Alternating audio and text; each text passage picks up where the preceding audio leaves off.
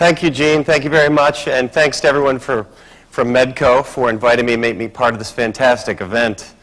And I do, with a build-up like that, golly, let me just expand a little bit on the introduction. The New England Journal normally isn't that effusive.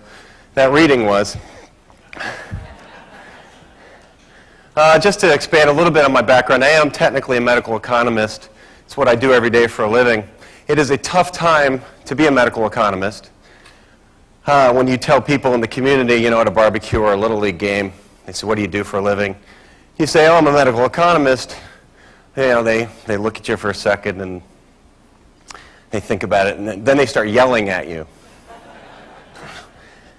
So without further ado, one of the reasons that I think you get yelled at if you work in healthcare these days, one of the reasons that healthcare itself is so difficult a place to work and so difficult a place to try to find clarity and explain what's going on is it's incredibly confusing and complex, and most importantly, it's burdened with a lot of expectations, a lot of cultural expectations, a lot of baggage in healthcare. And here's a really good example right behind me. Last November, the Reader's Digest, this was the cover story, November.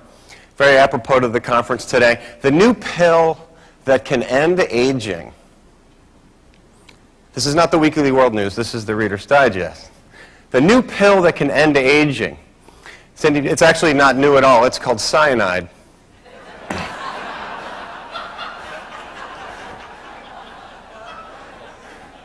The good news is it's actually available in generic form. You can get a great deal on it from Canada. They sell a lot of it up there. The new pill, this is what the typical American confronts when they confront the healthcare system. And this is what doctors and people in health plans and people in pharmacies have to deal with every day. It is a society of people who believe this is possible. And we have not a lot of reasons not to believe it, because every day you do open the newspaper, there are miracles. There are incredible things that we're accomplishing in medicine, almost despite the complexity of healthcare. We're doing some absolutely astounding things. And as a result, people have come to not just expect these miracles, but to take them completely for granted. And even worse, have the expectation that they're free. And that's a big problem. It's a problem for everyone in this room. And this is really the job of managed care all along. Job of managed care all along has been, and managed care really was an experiment that got started in earnest in the late 80s and is just now sort of grinding into its next phase. And basically that experiment was one of cultural re-education.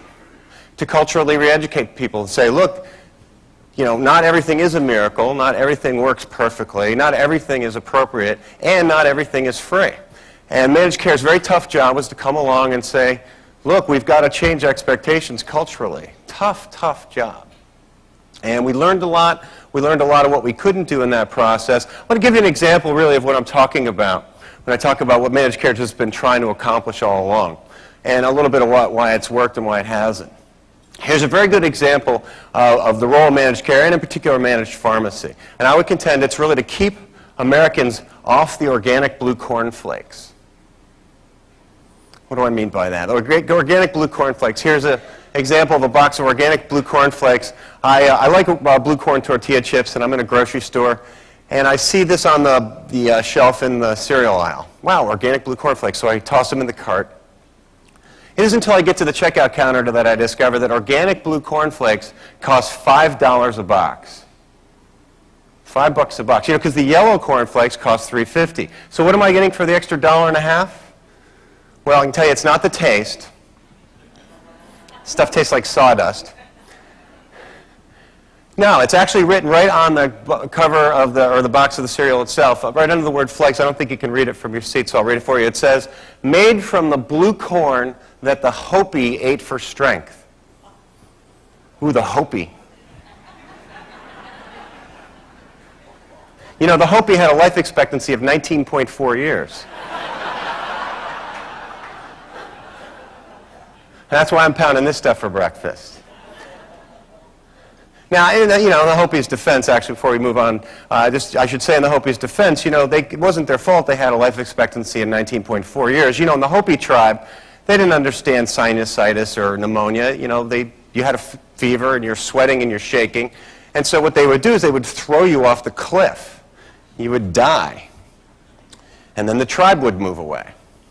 Which is interesting, because that's one of those proprietary clinical protocols that Aetna got stuck with when they bought U.S. healthcare.